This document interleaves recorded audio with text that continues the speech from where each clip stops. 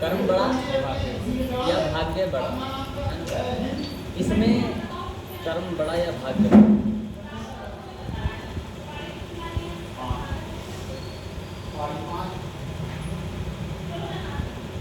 आज तिथि क्या है? 15।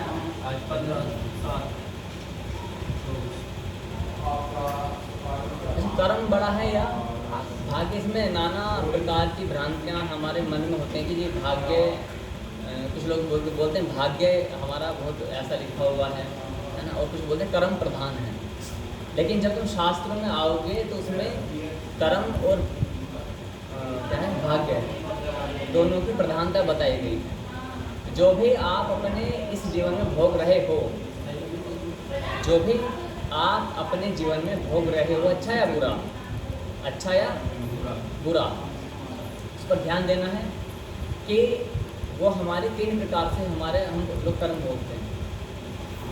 किस प्रकार से भोगते हैं कि जो हम पिछले जन्म में करके आए हैं, एक तो वो। लेकिन क्या हर समय यही होता है कि जो आप करके आए हो वही भोग रहे हो? ऐसा तो नहीं होता। कुछ हमारे नए कर्म भी बन जाते हैं, कुछ हमारे नए कर्म भी बनते हैं, है ना, और कुछ हम भोगते हैं।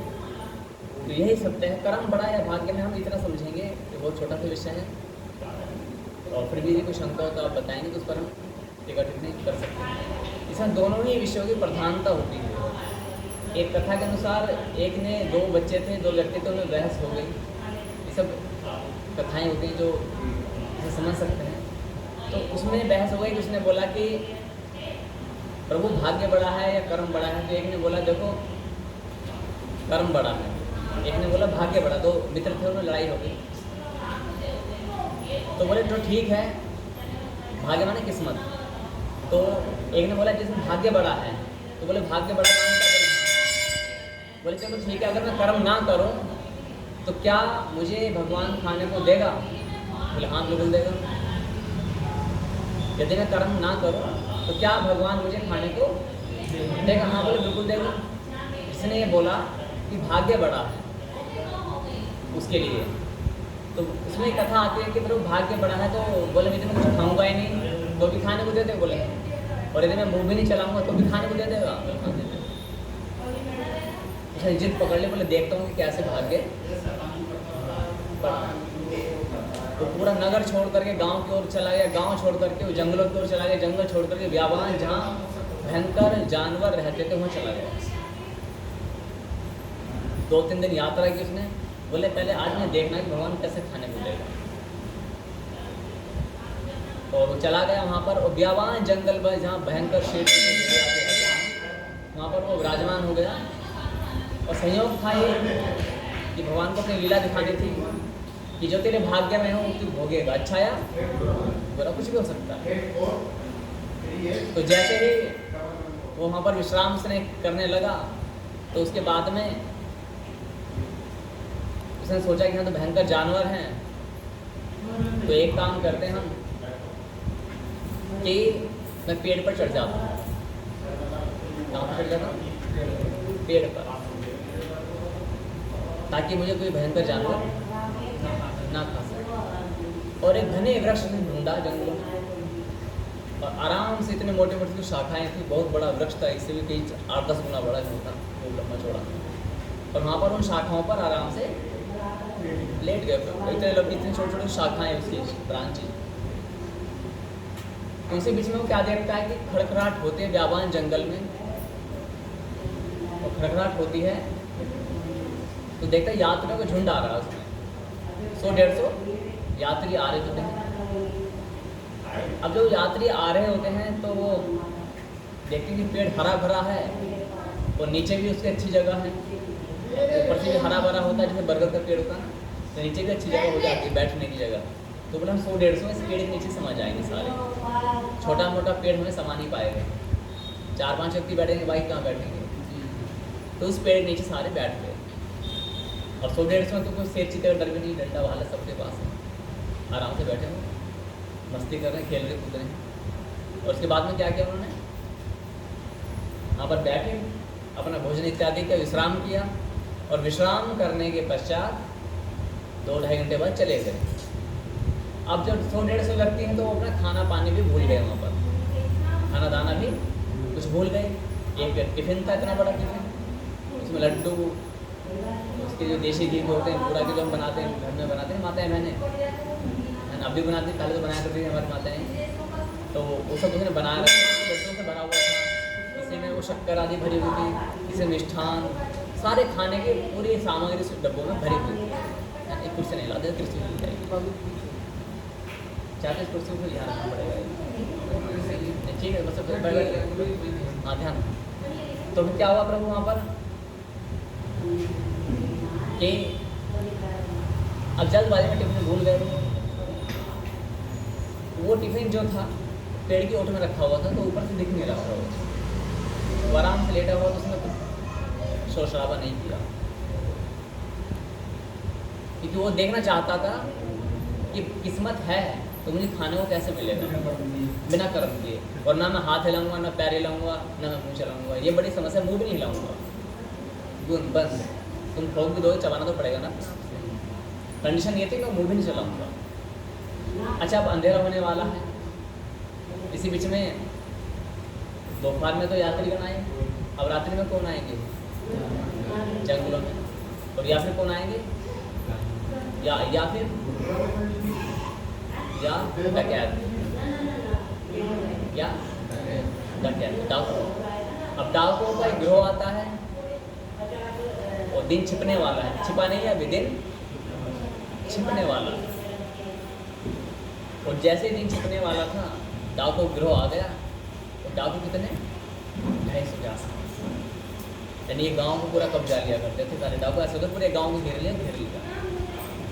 कह करके डाका डालते थे, आज हम इस घर में आएंगे, कोई बीच में मत आना, हम किसी बहन बेटी नहीं लेके जाएंगे, लड़का आदि गाय भैंस नहीं लेके जाएंगे, और सोना चांदी और पैसा दौलत। पहले के डाकू बड़े सज्जन थे, अब डाकू नहीं है। अब तो पता नहीं क्या लूट जाए, मार जाए, कुछ भी नहीं, मार देंगे। पहले मारते नहीं, बोले हाँ किसी की आय में दूसरा मत आना, यानी हम इनके घर पर आएंगे, इस साहूकार के सेठ के घर पर आएंगे, इसके घर पे आ रहे हैं, कोई और दूसरा बीच में मत आना, उसने छोड़े। तो वो पूरे 250 के आसपास वो डाकू, और उनके पास क्या थे? 24 शस्त्र थे, सब कुछ, तो मशाले भी थी। अब उन्होंने देखा 250 हैं, तो कोई पेड़ ऐसा है नहीं, किसी पेड़ के नीचे बैठ गए। अब बैठ गए तो उनका जो उनका मुखिया था, मुखिया को आने से पहले इन्वेस्टिगेशन चलती है। जैसे मोदी जी आएंगे ना, तो मोदी जी के आने से पहले क्या होगा? पहले चप्पा छाना जाएगा, है ना, स्नाइपर्स बैठ जाएंगे ऊपर, है ना, गनमैन बैठेंगे, सब कुछ बैठेंगे, और ट्रस्ट वाले आ जाते हैं। तो इस प्रकार से पूरा इन्वेस्टिगेशन हो जाता है। उसके बाद में योगी मोदी अभी आते हैं, छानबीन होने के बाद।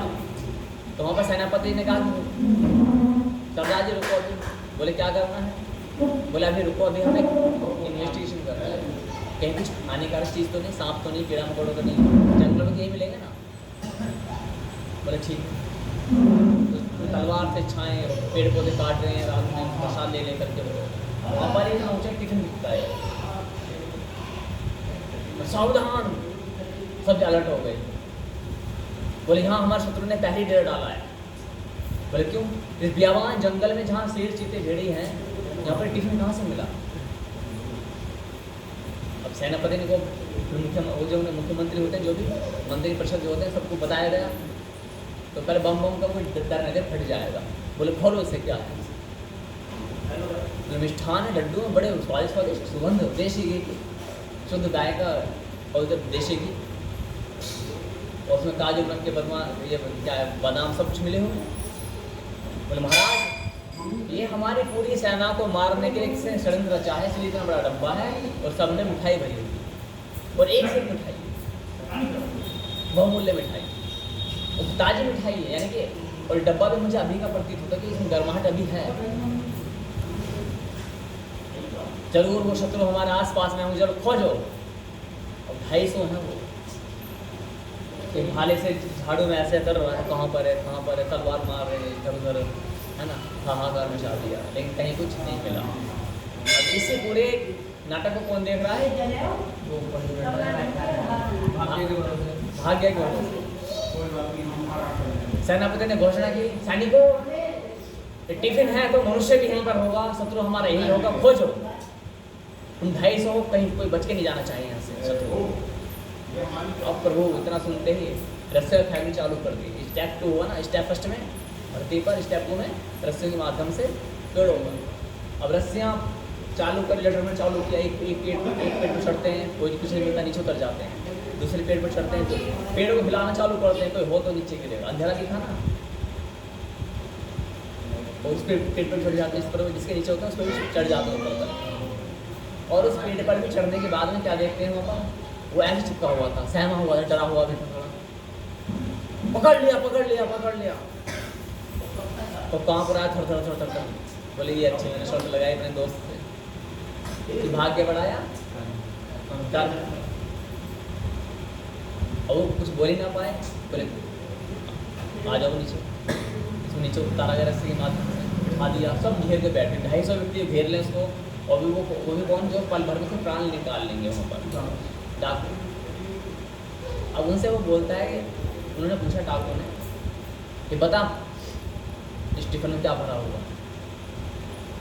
बोले महाराज मुझे नहीं पता, बड़ा अधिक ज़्यादा बोलेगा, डायरेक्ट सामने झूठ बोलेगा,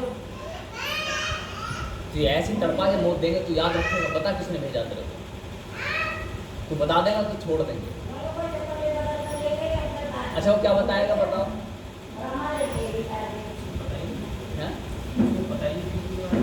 तो अब उनसे पूछा कि तू इतनी दूर ब्यावान जंगल में क्यों आया है बता। अब क्या बोलेगा वो, दोस्त से बहस करके आ गया। अच्छा कोई इतने बड़े अधिकारी को यकीन करेगा तो इस बात पर, है ना। उसने ये कहानी बताई कि साहब मैं झूठ बोल रहा हूँ, और मैं सत्य बता रहा हूँ, भगवान जी की कसम, मम्मी की कसम, इसकी कसम, उसकी कसम, है ना, ये सब करते हैं हम। चाहे कुछ भी गंगा जल ले लो, मैं सौगंध खवा लो, ये कर दो वो कर दो। मेरे मित्र से ऐसे ऐसे शर्त लगी थी कि भाग्य बढ़ाए किस्मत। उसने पूरी कहानी बताई, आंखों में आंसू थे, घबरा रहा था, रो रहा था बेचारा, क्या मेरे प्राण संकट में हैं। तो मैं बस यही कि भाग्य बढ़ा या कर्म, ये मुझे कोई कैसे खिलाएगा, मैं यही सोच करके आया था। 2 दिन और मारेंगे, ज़्यादा बोलता है कहानी, मतलब कौन तेरा राजा है, कौन तेरा षड्यंत्रकारी है, मुखिया मास्टरमाइंड कौन है ये बता। बोले महाराज कोई मास्टरमाइंड नहीं। एक आया व्यक्ति, बोले महाराज इसको सेनापति, ये महाराज ऐसे नहीं मानेगा, ये इस डिब्बे में क्या जहर मिला हुआ है कि नहीं, वो नहीं मिला हुआ। बोले जहर मिला कि नहीं मिले मुझे नहीं पता है। बोले महाराज मानो या मत मानो, इस डिब्बे में जहर मिला हुआ है। पूरे लोगों को मारने की प्लानिंग थी, कोई एक व्यक्ति आता तो इतना सा टिफिन लेके आता नहीं अपने लिए, तो पूरा डब्बा, इतना बड़ा डब्बा कहाँ से कौन लाएगा। तो पक्का ही, और ये अकेला नहीं आया इस ब्यावान जंगल में, पूरा षड्यंत्रकारी है, क्या है पूरा। हाँ इसके साथ में और भी हैं। तो महाराज एक काम किया जाए, इसे सारे लड्डू खिलाए जाए। अब वो पहले ही मर, देखो जो इतने ब्यावान जंगल में आया तो मरने के लिए तो आ रहा है ना, वो उसे शर्त जीतने जाए मर जाए। वो उन शत्रुओं के हाथ से तलवार से मरना पसंद करता है, लेकिन उसे खिलाए खाना नहीं तो कुछ होती है शर्त में, इतने जिद्दी होते हैं, प्राण भी त्याग देते हैं, है ना, ऐसे भी तो होता है ना। तो ऐसा ही था वो, बोले महाराज खाऊंगा, उछलने लगा नहीं खाऊंगा, चिल्लाने लगा नहीं खाऊंगा। अब जितना वो चिल्ला रहा है उतना शक किया जाएगा, हाथ पाँव पकड़ ले, दांत दिवाड़े बीच लिए,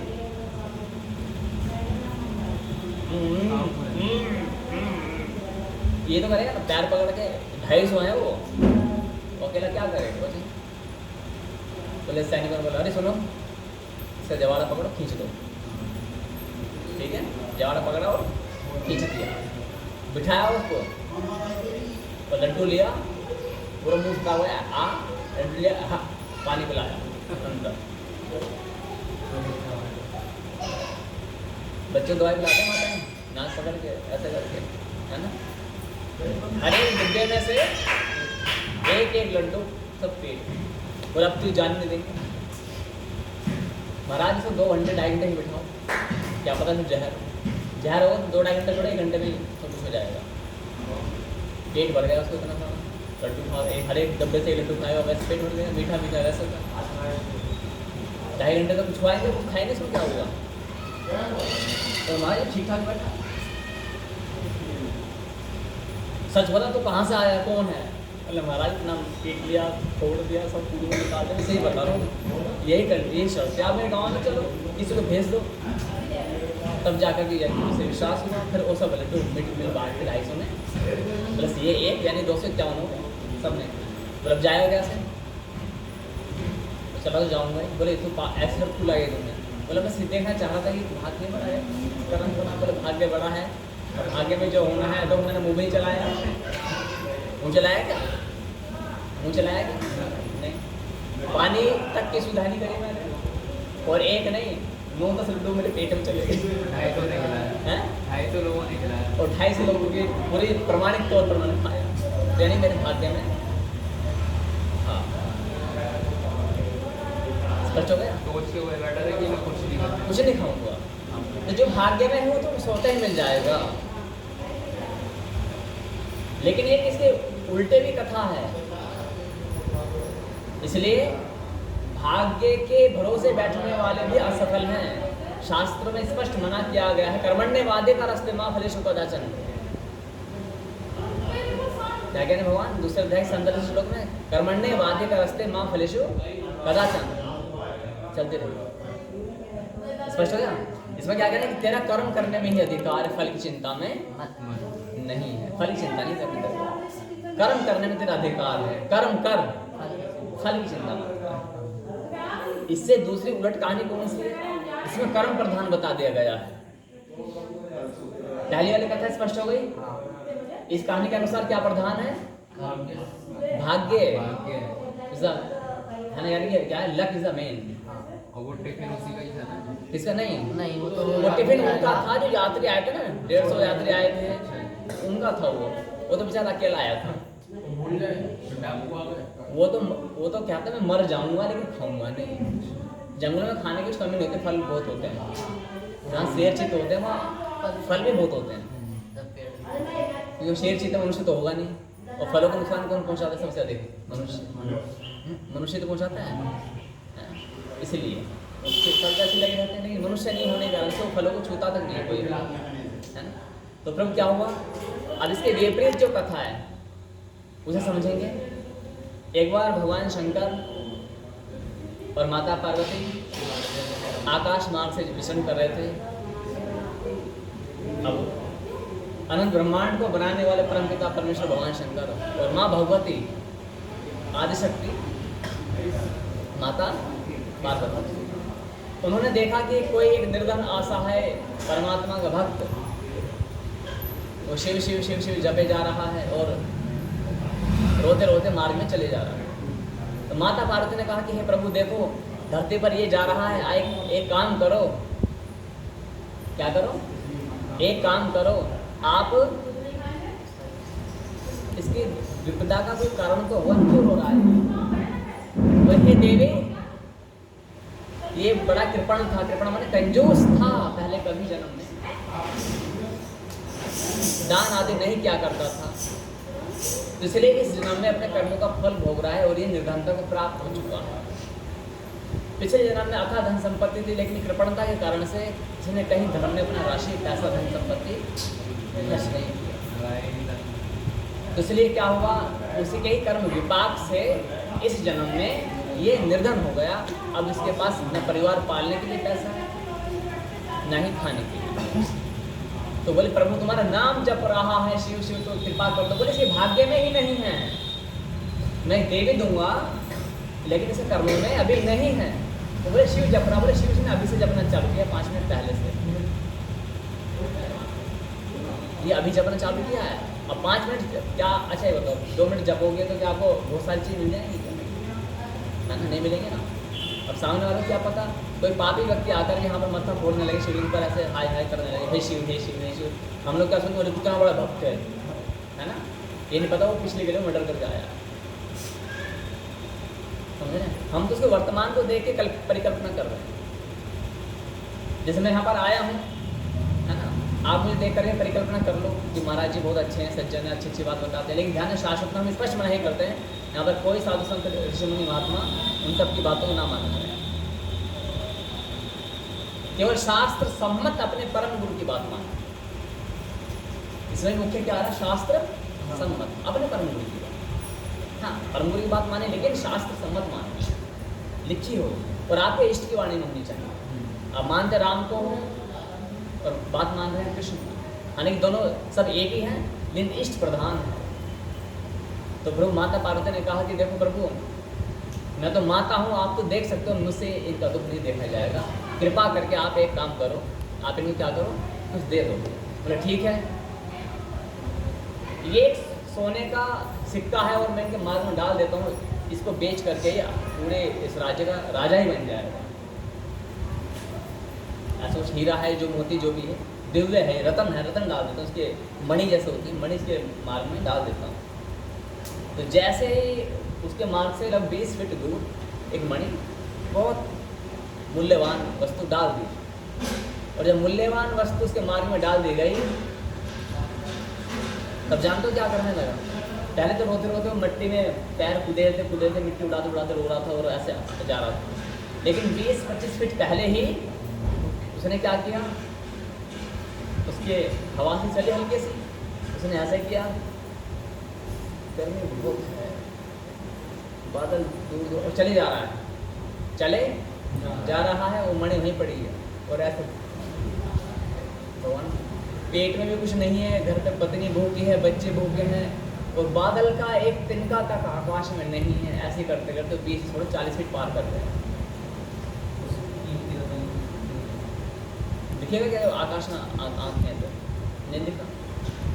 तो भगवान शंकर ने कहा देखो देवी, इसके भाग्य में भी नहीं है, कि भाग्य भी वही होता है, या तो पुण्य कर्म किए जाएं या अपने गुरु के दिशा निर्देश में धार्मिक कर्म किए जाएं। भाग्य को बदला जा सकता है, ध्यान देना, you can change your luck, किस्मत, भाग्य, सब कुछ बदला जा सकता है। तो बोले आप एक बार पुनः प्रयास कीजिएगा।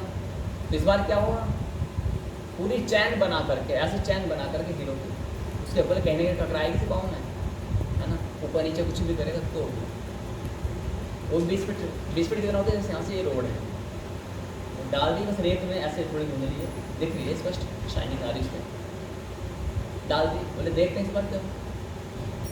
उसने भी नीचे निगाहें करी, जा रहा है। अब चलते चलते क्या किया उसने वहाँ पर, नहीं लांग तो चमक, तो डायमंड में चमक आता है, रिफ्लेक्शन होता है बहुत तेज। लेकिन उसने क्या किया, उसकी बुद्धि में न जाने क्या हुआ, मुड़ गया। बोले महादेव मैं तुम्हारे मंदिर आना चाहता हूँ, महादेव मैं तुम्हारे मंदिर आना चाहते, यदि मेरे भाग्य में भोजन नहीं तो मैं वहीं मरना चाहता हूँ। तुरंत ही उसकी बुद्धि पलट कर मुड़ गया। माता पार्वती, हालांकि सब जानते हैं माता पार्वती, लेकिन हम लोग जानते थे कि हम समझेंगे सच्चाई क्या है। तो वहाँ पर क्या हुआ, उसे कर्म, उसके भाग्य में ही नहीं था कुछ, यहाँ पर ये चीज़ हो गई। तो यहाँ पर भगवान ने बताया कि यदि कर्म करेगा तो कर्म प्रधान हो जाएगा, लेकिन कर्म करने के लिए जो आपके भाग्य में अच्छा या बुरा है, अच्छे तो कोई मिटाना नहीं चाहता, बुरे को हम मिटाना चाहते हैं, लेकिन यदि ये भगवान, यानी यदि मेरी भक्ति करेगा तत्परता से, तो इसके भाग्य की रेखाएं भी बदल जाएंगी, भाग्य की रेखाएं भी बदल जाएंगी। तो आरंभ की स्थिति में तो इसमें क्या भाग्य प्रधान है, लेकिन यदि तुम कर्म करते रहोगे तो कर्म करने से भाग्य की रेखाएं, आपकी कुंडली, आपकी जो ये पत्री दिखाते हैं, सब कुछ बदल जाती है। जब मेरी जन्मपत्री मेरी माता ने दिखाई तो बोले कि 10वीं पास से आगे का इसका रेखा है ही नहीं, 10वीं पास से आगे की रेखा है ही नहीं। और भगवान की कृपा से मैं PhD को मैं पढ़ा चुका हूँ, PhD पास को पढ़ा चुका हूँ, PhD पास किए हुए लोगों को पढ़ता हूँ, MTech BTech को पढ़ा चुका हूँ। IPS अधिकारी को मुरादाबाद में पढ़ाया, IPS अधिकारी को डिजाइनिंग के क्षेत्र में। तो रेखाएं थी वो कर्म से बदल चुकी हैं, स्पष्ट हुआ, यानी कि कर्म प्रधान है, ये बात सच है, इसलिए भाग्य के भरोसे कभी ना बांधा जाए। ये हो गया। इसके बाद में इसे लिख ले, इसके हेडिंग लड्डू वाली कहानी जो थी, दूसरा है। अच्छा, और क्या तो लिखा था कल के कंटेंट में, घोड़ा घास से करेगा तो खाएगा, घोड़ा घास। यदि हम ये कहते हैं कि प्रभु कि हाँ, इसके विषय में मैं एक चीज़ कहूँगा, घोड़ा घास से जारी करेगा, ये हमारे सामान्य जीवन को जीने के लिए बताया गया सिद्धांत है।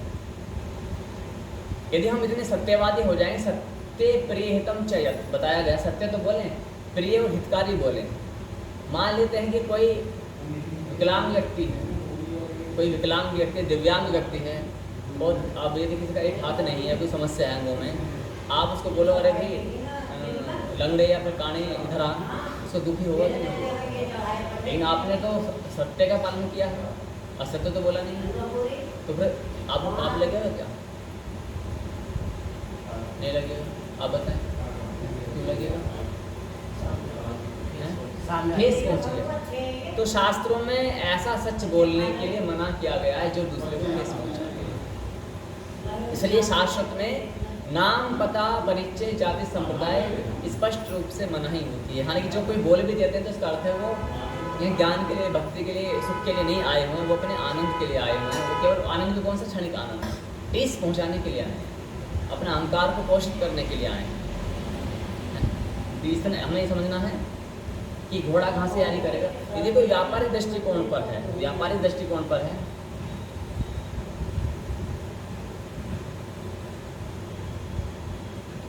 तो उतना ही झूठ बोले जितना चल सकता हो, जितना चल सकता है। कारण क्या होता है, यदि आप व्यापारिक दृष्टिकोण में हैं और आप व्यापार कर रहे हैं, लेकिन सामने वाला व्यक्ति यदि धर्मात्मा नहीं है, ध्यान देना, ये बहुत इंपॉर्टेंट विषय है। ये महाभारत में लिखा हुआ है, यदि, लेकिन ये राजा की अनुमति से, ये राजा ही करता है इस काम को। शास्त्र में लिखा हुआ महाभारत में, यदि राजा किसी पापी के धन को पापी से छीन कर निर्धन में बांट देता है तो उसे छीनने का दोष नहीं लगता। पापी से छीना है, किससे छीना है? पापी से छीना है। अच्छा, हम तो राजा नहीं है, हमारे लिए क्या नियम है? हमारे लिए नियम ये हो सकता है कि जो व्यापारिक सेल्समैन हैं, छठे साठ्यम समाचरेत, संस्कृत में एक होता है छठे साठ्यम समाचरेत, टिट फॉर टैट, जैसे को तैसा। यदि आप व्यापार कर रहे हैं और सामने वाला व्यक्ति धार्मिक नहीं है, आपका ये पेन 5 रुपए का है, सामने वाला व्यक्ति पापी है, वो मदिरा में, अय्याशी में, मांस भक्षण में, जुए में, लूट कपट में अपने धन को उड़ा रहा है, आप राजा नहीं हो, आप बुद्धि से राजा बन जाओ। ये 5 के पेन को 50 का बेच दो। कितने का है? 5 का। कितने का बेचा जा रहा है? 50 का। तो वास्तव में ठग कौन हुआ, वो या आप? नहीं, अभी तो फिलहाल तो मतलब ऊपरी तौर पर देखेंगे, ज्ञान के 3 लेवल होते हैं ना, मध्यम, क्या लोअर, मीडियम एंड हायर, है ना। We are talking about lower level. तो लोअर लेवल का अकॉर्डिंग क्या है? अरे तुमने 5 का बताओ 50 का बेच दिया, है ना, तो महाराज जी इतना भी मत खाओ, आज राजा बनोगे क्या? नहीं, you are right, because he is a sinful person, वो अपराधी है। आप जानते हो सामने वाले व्यक्ति पापी है, मदिरा का सेवन करता है, वो मांस का सेवन करता है, व्यभिचार है वो, अर्थात चरित्रहीन है, चोर है, हत्यारा है, कपटी है, पाखंडी हो गया। यदि आपने उसको 5 रुपए की वस्तु 50 की बेच दी, ये पुण्य का काम है। लेकिन ध्यान देना, जब 45 रुपए हैं यदि वो आपके घर में आकर के खर्च होते हैं तो उनका दंड अब पाप हो जाएगा। तो बोले क्या करना है, उसको आपके जो भी गुरुजन है, परम गुरु, उनके दिशा निर्देशानुसार खर्च कर दो। क्या कर देना? खर्च कर देना। एक घटना मुझे याद आई, मुझे अमाउंट तो पूरी याद नहीं है। एक व्यक्ति को दिल्ली में जो नौकरी करते हैं उनकी कहानी, तो एक व्यक्ति को 500 रुपये पाए, तो 500 रुपये पाए तो उसने बोला कि गुरुदेव मैं क्या करूं इस राशि का। तो हमने बोले एक काम करो, इसका 25वां भाग शाश्वत में दे दो, बाकी भाग उपभोग में ले लो। लेकिन उसने जाने सुना था, उसने बोला धर्मात्मा बच्चा है, दिल्ली में नौकरी कर रहा है और 3D की जॉब करता है और बड़ा ही धार्मिक और शास्त्र के प्रति श्रद्धावान और आस्तिक बच्चा। उसने बोला कि मैं क्या करूं। अब पता नहीं 500 पाए थे या कैसे उसने ऐसे पाए थे, मुझे मालूम है, ऐसे जहाँ मुझे याद आता रहा, जब नीचे पाए जाते हैं ऐसे करके, या फिर किसी के छूट गए थे संभवतः, किसी के छूट गए थे, जब भूल जाते हैं ना। और जिसके छूटे तो वो पूरा पापी मांसाहारी व्यक्ति था, वो पूरा कपटी व्यक्ति था, मलेच्छ व्यक्ति। वो कन्फर्म था कि वो व्यक्ति ऐसा है। तुरंत मेरे पास फोन आया कि गुरुदेव क्या किया जाए। मैंने 25 का भाग तो शासक तो बाकी अपना भोग में ले लो, लेकिन भोग में लेना तो बड़ा रिस्की है ना। जैसे 45 रुपये आप अपने घर परिवार में खर्च करोगे तो सब भोगेंगे ना उसका, है ना। तो फिर बोले कि गुरुदेव तो अच्छा 500 का 25% कितना हो जाएगा, लगा लो जो भी होता होगा, कितना हो जाता है 25, हाँ लगभग इतना है। तो 125 से बाकी जो बचा वो अपना भोग में ले लो। तो काफ़ी मोटी रकम होगी, 300 जो भी है, हाँ 300 के आसपास, 75 के आसपास। तो बोले बोलते कुछ समझ सकते नहीं, क्योंकि आप अपने परम गुरु की आज्ञा से कर रहे हो और इसका शास्त्र प्रमाण है, इसका शास्त्र प्रमाण कोई समस्या नहीं। यदि आप अपने गुरु से पूछते नहीं तो समस्या हो सकती है ना। और ये भी नहीं कि तुम अपनी इच्छा से, मान लो अगली बार चांस लगे अपनी इच्छा से चलो 25 नहीं, ऐसा नहीं। निर्भर करता है कि आपके जो भी गुरु होते हैं वो कैसी स्थिति में है, क्या वो बताते हैं, आपको आदेश देते हैं, क्योंकि उस वस्तु पर आपका कोई अधिकार नहीं होता है। स्पष्ट हो गया। तो इसी प्रकार से वहाँ पर क्या होता है, जो भी आपने किया है उसको, यानी कि जो पाप की जो राशि है उससे जो ली गई है, इसको आप धर्म में लगा दो, तब तो उसका लाभ है। या फिर अपने गुरु के आज्ञा अनुसार इसका उन्होंने कहा। माने कोई सामान्य है, निर्धन परिवार का व्यक्ति है, उसने इसको 50 का बेच दिया, उसके घर में आटा नहीं, दाल नहीं, बच्चे के औषधि दवाई नहीं है, कुछ भी नहीं है। तो जो भी इसके परम गुरु हम लोग क्या बोलेंगे इसको कि बच्चों एक काम कर, इसका कुछ भाग, या स्थिति ऐसी गंभीर है निकालने लायक ही नहीं है, तो गुरु दयालु होता है, बोलेगा एक कोई चिंता नहीं करनी है, आपने मुझसे पूछा है, मैं अनुमति देता हूँ, आप इससे इस राशि से अपने बच्चे की औषधि लेकर के आओ। माना कि आपने छल से 45 रुपये में कमाए हैं एक्स्ट्रा, लेकिन आप इस पैसे से अपने बच्चे की औषधि लेके आओ, मेरा आदेश है। तो गुरु की आज्ञा का पालन करने में कोई दोष नहीं है, बस वो शास्त्र सम्मत होनी चाहिए। और यदि कोई रोगी है तो वहाँ पर आपद धर्म लागू हो जाता है। ये डिटेल का विषय, वो डिटेल में बताएंगे कि आपद धर्म क्या होता है। वहाँ पर कोई नियम सिद्धांत, रूल्स रेगुलेशन लागू नहीं होता है यदि कोई बीमार है, ये लिखा हुआ शास्त्र में, स्पष्ट हो गया। तो घोड़ा घास से यानी करेगा का अर्थ ये होगा।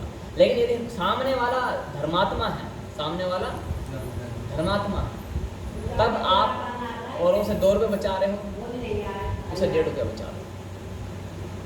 आपको दिख रहा है सामने वाला धर्मात्मा है, धर्मात्मा कैसा है, कैसा धर्मात्मा है, साधु संत है, उसका वेशभूषा, भाषा, भूषण, भाव, वास्तु सब कुछ कैसा है, साधु संत की भूमिका। ऐसा नहीं अच्छा व्यक्ति है, ऐसा नहीं, साधु संत है, कोई भक्त है, ब्राह्मण है, तब आप क्या करो, अरे महाराज जी आप ठंडी कम देते हैं। ये भी नहीं कि जेब से ही देना पड़ जाए, इसके लिए भी नहीं कहा जाता। आप तो व्यापार कर रहे हो ना उस समय, आप दान के लिए नहीं बैठे हो, व्यापार करो तो व्यापारिक बुद्धि होनी चाहिए। हाँ कि ऐसा कोई भला व्यक्ति है, धार्मिक व्यक्ति है, धर्म के सेवा में लगा हुआ है, उससे तुम 50 पैसे कुछ कम भी ले लोगे तो भी चलेगा, इससे आपको पुण्य बढ़ेगा। तो घोड़ा घास से यारी करेगा, इसमें ये कहावत लागू है ना, जिसमें कोई दोष नहीं लगता। कई बार जैसे आपका जो भी कार्य है उसमें भाव आ जाता है कि महाराज जी यदि मैं करूँगा तो क्या होगा, है ना। व्यापार में आप सत्य नहीं बोल पाओगे, नहीं बोलना चाहिए। और सब चीज़ बताने की भी नहीं होती हैं, सब चीज़ बताने की होती हैं क्या। जब माता पिता अपनी सारी बातें, आगे 4 संतान हैं तो 4 संतानों को बराबर नहीं बताते हैं, तो फिर इससे बड़ी बात क्या होगी। भेद करते नहीं करते हैं। ये भी छोड़ो, कहते हैं कि जब सीधा हाथ दान दे तो उल्टा हाथ को पता नहीं होना चाहिए, है है ना। लेकिन आज हम क्या करते हैं, दान देने से पहले पंखे पे लिखवा देंगे, पंखे के दादा का नाम, परदादा का नाम, फिर पूरे गांव का नाम, फिर ये नाम, फिर वो नाम, फ़ोन नंबर भी डलवा देंगे। हाँ पंडित जी, सही है ना। कुर्सी डलवाएंगे तो कुर्सी पूरे कुटुंब का नाम, वो तो कुर्सी छोटी पड़ जाती है, नाम फिर भी पेंडिंग रह जाते हैं, कमी रह जाती है, अरे इसका तो नाम रहेगा, तो बोले नीचे पीछे लिखवा दो थोड़ा सा, है ना। ये होता है, तो दान तो समाप्त हो, प्रचार होगा उसका। इस बात को यहाँ तक का सुख कब मिलेगा, शांति कब मिलेगी, सब कर्म बड़ा है भाग, और कोई पेंडिंग विषय था पिछली कक्षा का?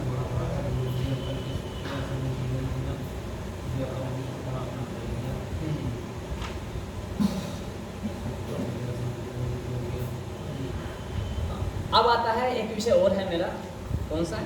यदि भगवान है, लक्ष्मी जी हैं, लक्ष्मी जी है ना, लक्ष्मी माता, तो समय क्या बता दो।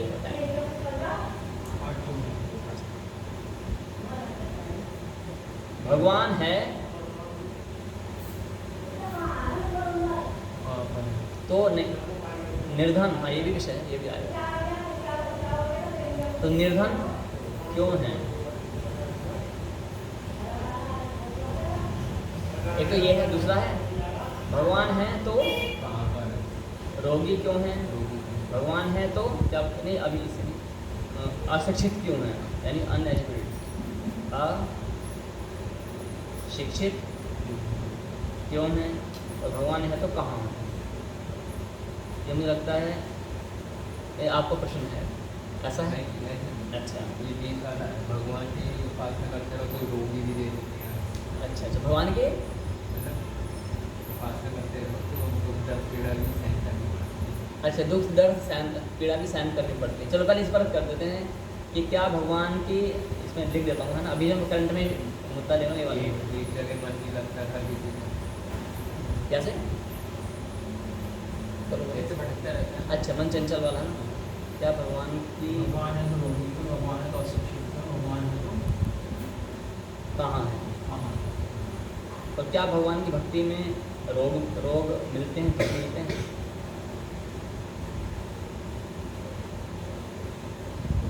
क्या भगवान की भक्ति में रोग या दुख मिलते हैं? हाँ मिलते हैं। आर यू रेडी फॉर भक्ति? सब तैयार हो गए? तैयार से भक्ति कर लो, देख लो।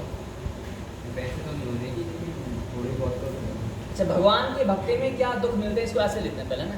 तो भगवान की भक्ति में दुख कभी नहीं मिलते हैं, भगवान की भक्ति में दुख कभी नहीं मिलते हैं, किसी भी एंगल से नहीं मिलते, कभी भी किसी भी प्रकार से नहीं मिलते हैं। हाँ, लेकिन जब भगवान की भक्ति हम करते हैं, एक कथा के माध्यम से सुनेंगे। क्या नाम था आपका? नाम उज्जवल प्रभु जी का। ये प्रश्न है या पता नहीं, कि क्या भगवान की भक्ति जब करते हैं तो बहुत दुख मिलते हैं, होते हैं दुख मिलते हैं, संकट पर संकट आ जाते हैं, समझना है इसको। भगवान की भक्ति में दुख नहीं मिलते हैं, आनंद मिलता है। इसे समझेंगे ऐसे कि एक बच्चा है, वो माँ से दूर है, दूर है और अपनी मस्ती में खेल रहा है, आनंद में खेल रहा है। 2 साल का बच्चा है वो, कितने साल का? 2 साल का। माँ अपना काम करे जा रही है, घरेलू काम जो होते हैं कर रही है शांति से, और वो बच्चा, उसने उधर पोटी कर दी, टॉयलेट कर दिया, और जैसे ही टॉयलेट किया तो उसने देखा कुछ बह करके बाहर गया। उसे क्या पता, उसे अच्छा लगा, चमक आती टॉयलेट पानी में, लिक्विड में। उसने छोटे छोटे हाथ लिए, इतने से हाथ में 2 साल के बच्चे के, छप छप छप करने चालू कर। अच्छा, बच्चे को ऐसे करने में अच्छा लगेगा, बुरा लगेगा? मुस्कुराएगा ना वो, हंसेगा। आप तो नहीं कर रहे क्या ऐसा, है ना? आप तो पहले पता ऐसी स्थिति नहीं आती है, लेकिन बच्चे को बड़ा आनंद आता है इन कामों में, है ना? तो पूरा फैला देगा, ओटी के तो पूरा में पोछा लगा देगा, सारे चारों ओर फैलेगा वो। माँ ने देखा कि बच्चा बहुत देर से न रोया है और वो फच फच फच करे जा रहा है, तो ध्यान नहीं गया, वो अपने काम में लीन है। लेकिन जैसे ही थोड़ी देर बाद वो कोई कण बच्चे की आंख में चला गया और रोने लगा। माँ आई दौड़ी दौड़ी, लेकिन रोते रोते चुप भी हो गया। तो माँ ने देखा दूर से, बहुत पहले घर छोटे नहीं हुआ करते थे, एक एक बिगहा के घर हुआ करते थे। तो दूर से देखा, अच्छा बच्चा फिर खेल रहा, नहीं दिखाई दिया कि इसने टॉयलेट भी क्या हुआ है, खेलता रहा। फिर माँ ने जब अपना काम निपटाया, देखा कि बहुत देर हो गई मेरा लल्ला, अब से दूध पिला दो। माँ को भाई ये रहती है, छोटा बच्चा हो तो दूध पिला दो उसको। तो जैसे ही गई और खेल रहा है, उसे दूध की याद नहीं है, छप छप छप पूरा फैला रखा, पूरा हाँ खेलो नहीं लेते बच्चे को। और जब पूरा थैला रखा है तो उसने देखा, अरे अरे अरे क्या कर रहा है, तुरंत उसका हाथ पकड़ा और उठा के ले गई। कहाँ लेकर जाएगी? नीलाने। सच बताना आप सब, अभी वो आनंद में खेल रहा था, खुश था, अपनी मस्ती में मस्त था, उसे वही शाश्वत सुख लग रहा था। उसे वही क्या लग रहा था? शाश्वत परमानेंट हैप्पीनेस। उसकी माँ आई, हाथ पकड़ा, उठा करके ले गई। अब क्या करेगा? वो हंसेगा या रोएगा, चिल्लाएगा? रोएगा, है ना। उसने रोना चालू कर दिया तो बालक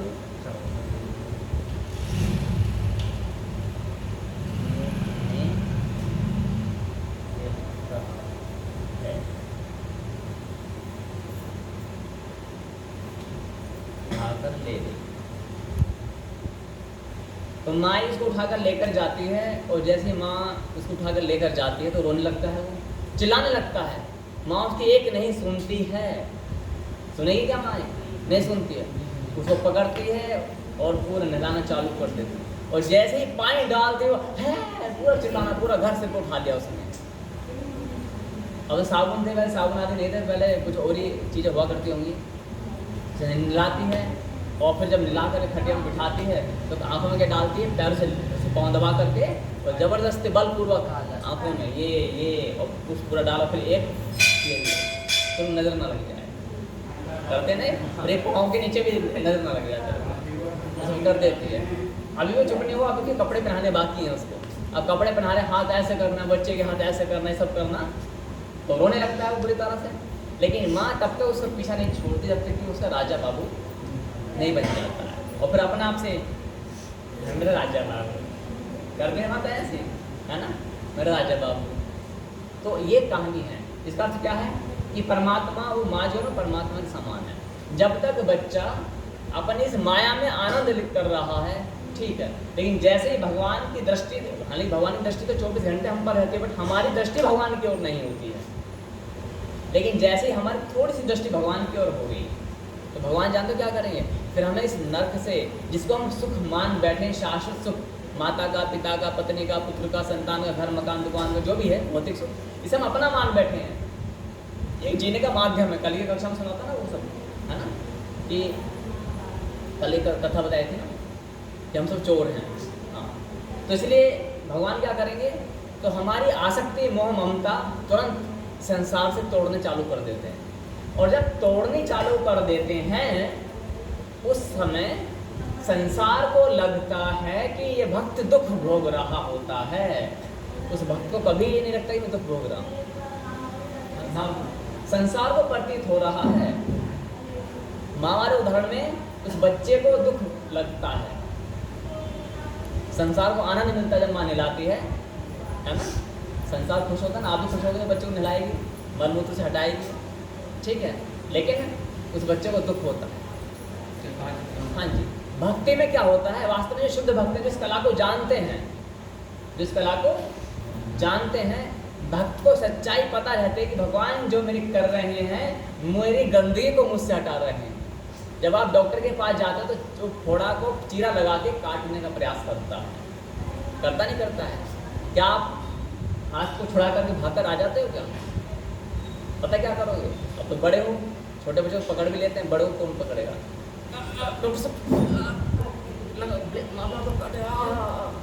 चिल्लाओगे, रोओगे, लेकिन चीरा लगवाओगे, क्योंकि वो चीरे से तुम्हें शांति मिलने वाली है बात में। उसी प्रकार से जो सजग, जो ज्ञानी भक्त होता है, जो शाश्वत ज्ञान को सुन लेता है, जो अपने परम गुरु के माध्यम से इसका चिंतन करता है, घर पर अध्ययन करता है, बारंबार सुनता है, ऐसा नहीं कि एक बार एक बार सुनने से माता पार्वती पता क्या कहते, बहु काल करी सत्संगा तभी होए सब संशय भंगा। वो आदिशक्ति माँ भवानी कह रही है, बहु काल करी सत्संगा। आपने 10-20 बार सुन लिया, 100-500 बार सुने, नहीं होने वाला है। This is the life time processing. बारंबार एक ही चीज को बारंबार, ऐसा नहीं नई नई चीज सुनेंगे, बोर हो गए क्या। एक ने मेरे को बोला कि महाराज जी आप वही पुराना ज्ञान सुनाते हो, तो भाई भगवत गीता में 700 श्लोक है, तो हम 800 श्लोक बनाएं क्या? ऐसा होगा क्या? भगवान शंकर का एक ही मंत्र ओम नमः शिवाय, बोले कुछ नया बता दो, तो आप अंग्रेजी में कुछ ट्रांसलेट करेंगे, तो बताएंगे कुछ नया क्या होता है ना? इतने सालों से तो मुंह से रोटी खाते हो, कान से रोटी खा लो क्या, नाक से खा लो क्या?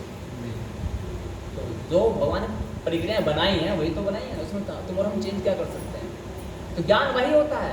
हमें नया सुनने की आदत है कि मन हमारा स्थिर नहीं है ना, इसलिए क्या करना है, तो जैसे माँ बालक को निला धुला करके शुद्ध करके बिठा देती है, वैसे ही परमात्मा की जब हम भक्ति में आते हैं तो परमात्मा क्या करते हैं, हमें शुद्ध करते हैं। हमारी अब कष्ट क्यों आते हैं? जो महाराज भगवान की भक्ति करने से पहले तो हम ठीक थे, भक्ति ना करने से पहले हम ठीक थे, भगवान की भक्ति आरंभ करते ही कभी ये बीमारी, कभी ये समस्या, कभी ये नुकसान, कभी वो घाटा, कभी शुक्र भारी, कभी मंगल भारी, कभी हम सब भारी हो जाते हैं। होता ना ये? समस्या क्या है? समस्या नहीं है प्रभु, यहाँ पर एक चीज समझनी है, जब परमात्मा की ओर हमारा मुख हो जाता है, अभी हम परमात्मा से विमुख हैं। सूर्यमुखी होता है ना, उसका मुख किधर की ओर होता है? सूर्य की ओर।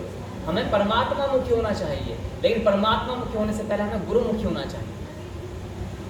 परमात्मा मुखी तो हम सब बनने का प्रयास करते हैं, लेकिन बीच की एक कड़ी को हम भूल जाते हैं, गुरुमुखी नहीं होते हैं।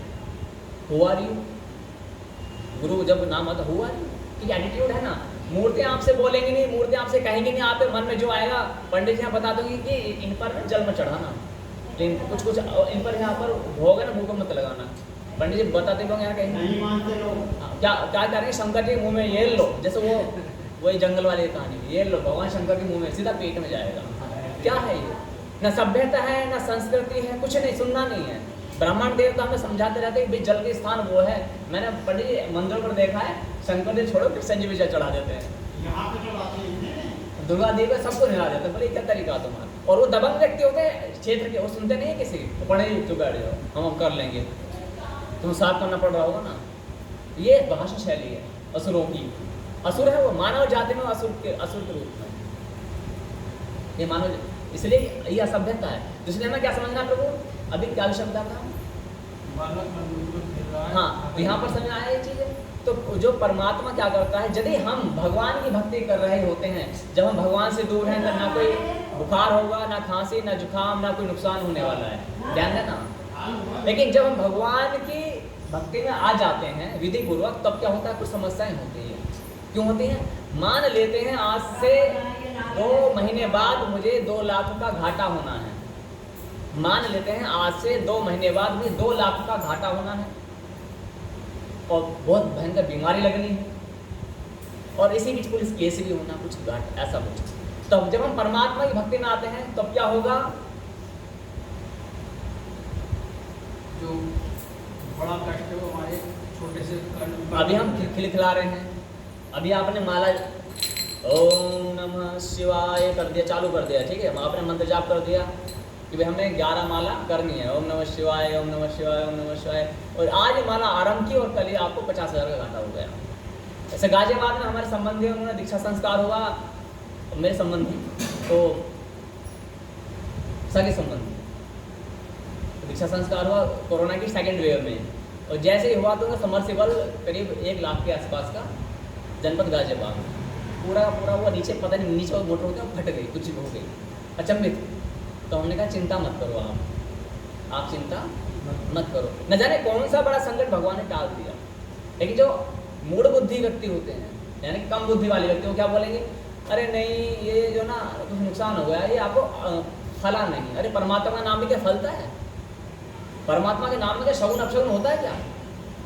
रात्रि 12 बजे को शुभकामना नहीं करते। भगवान श्री कृष्ण अनंत ब्रह्मांड को बनाने वाले परमात्मा भगवान श्री कृष्ण, परमपिता परमेश्वर भगवान श्री कृष्ण कब जन्मे? रात्रि अर्धरात्रि की बेला में जन्मे, शुभ घड़ी हो गई, जेल के अंदर नेगेटिव वाइब्स होते हैं, बट वहाँ भी शुभ घड़ी है, शुभ स्थान है। तो प्रभु की परमात्मा की भक्ति करने के लिए हर पल शुभ घड़ी है, कोई शुभ मुहूर्त की आवश्यकता नहीं है। इस सांसारिक कार्य को करने के लिए शुभ मुहूर्त की आवश्यकता होती है। तो वहाँ पर क्या हुआ, प्रभु ऐसी घटना है, तो परमात्मा ऐसी घटनाएं क्यों करता है? 2 महीने बाद में इतना घाटा होना, लेकिन परमात्मा अपने भक्तों को देखते हुए पहले से ही क्या करेगा, अरे भाई ठीक है, इसको 2 महीने बाद इतना घाटा होने का 50,000 का घाटा भी दे दो इसको, दे दिया।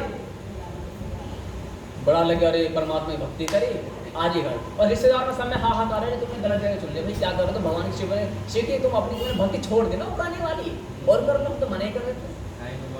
हाँ, हम नाम नहीं ले सकते ना, तो इसलिए बोले ये छोड़ दिया। अच्छा, आप क्या बोलेंगे कि ओहो केस हो गया, हम तो पहले मना कर रहे थे, लेकिन केस होता कितने का, 1 साल के लिए, लेकिन 2 दिन के लिए हुआ था। तो बीमारी हुई है 2 महीने के लिए होती है बीमारी, 3 महीने के लिए, लेकिन वो 3 दिन के लिए हुई। इसी बीच में क्या हुआ, अगले साल में फिर कोई भयंकर समस्या आ रही, लेकिन जैसे ही आप इस समस्या से निपटे फिर एक समस्या आ गई। तो भगवान ने क्या किया, अपने भक्त को पूरे जीवन की समस्याओं को छोटा छोटा करके जल्दी जल्दी निपटवा दिया। अब सोचो, हमारे अनंत जन्मों के जो पाप कर्म हैं, या तो आप उनको एक एक जन्म लेकर के भोगते रहो, या उनके कम मात्रा में सहन करो, ये चॉइस आपकी है। अच्छा, परमात्मा अपने कर्म, हमारे पाप कर्मों को कितने प्रकार से भुगतवाते हैं, ध्यान देना। समय है थोड़ा सा, बता दो है पंडित जी, बता दो। हाँ चलो बता देता हूँ। परमात्मा पापों को कितने भागों में बांटता है? हाँ, परमात्मा हमारे पापों को कितने प्रकार से भुगतवाते हैं।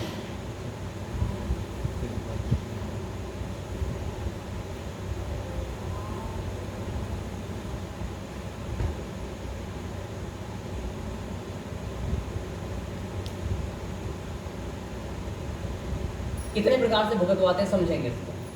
सबसे पहली बात, जब परमात्मा, इसे भुगतवाते नहीं कहेंगे बल्कि परमात्मा की दया कहेंगे, भुगतवाते कहेंगे तो क्या हो जाएगा ये, है ना, ये अशोभनीय शब्द हो जाएगा। क्या बोलेंगे हम, परमात्मा हम पर कितने प्रकार से दया करते हैं कि हमारे ही पाप जो कर्म हैं हम उन्हें सरलता से, सहजता से, परमात्मा की कृपा जब होती है तो किस प्रकार से होती है, ध्यान देना। दया करते हैं परमात्मा, है ना। आपको माइंड में आएगा कि भगवान क्षमाई क्यों नहीं करते, तो करते हैं, ध्यान दें। It's depend our intensity of devotional power, हम कितने बड़े भगवान की में श्रद्धा विश्वास रखते हैं, इस पर निर्भर करता है। जब हम भगवान की भक्ति में लगते हैं, मान लेते हैं किसी व्यक्ति को 100 दिनों की जेल होनी है, कितने दिनों की, और हर दिन उसको 100 डंडे पड़ने हैं, पुलिस का 1 डंडा झेल जाता है मनुष्य, 1 डंडे में खाया, थोड़ा खाया क्या, तो कैसे कहीं भी मार देते हैं, बुरी तरह मारते हैं। अब तो करंट वाला डंडा है, वो प्लास्टिक वाला करंट लगता है उसमें, है ना, झिलमिला उठ जाता है, लोग बताते हैं ऐसा। तो 100 डंडे प्रतिदिन पड़ेंगे, और जेल में तो खैर स्वागत तो होगा नहीं, माला वाला पहना करके आओ महाराज, लड्डू पकवान खाओ, पेड़ा खाओ, वो तो अलग ही है ना, चक्की पिसवाएंगे, काम करवाएंगे, और अलग। अब 100 दिन की सज़ा होनी है किसी व्यक्ति को, वो परमात्मा की भक्ति में लगा हुआ है, पश्चाताप करके आया हुआ है, हे प्रभु मैं बड़ा अपराधी हूँ, हे प्रभु अब बस मैं आपकी भक्ति में आना चाहता हूँ, अब पुनः कोई पाप नहीं करूँगा, है ना, ऐसा भाव हो, स्पष्ट हो गया। अब परमात्मा क्या करेंगे, उसके भाव को देखते हुए हो सकता है कि उसकी श्रद्धा, उसकी भक्ति इतनी महान हो कि वो रात में स्वप्न देख रहा है, सो रहा है, स्वप्न अवस्था में, लिख लेना पहला क्या है, स्वप्न अवस्था में भगवान सपने में। हाँ, अरे बहुत दयालु है मेरे परमात्मा, राम, वो शिव, वो दुर्गा, वो राधा, वो माँ सरस्वती, वो माँ लक्ष्मी, बहुत दयालु, वो निराकार, वो बहुत दयालु। तो अब सपना देख रहे हैं, मान चुप सो जा, अब वो कहाँ सो पिट रहा है ना सपने में,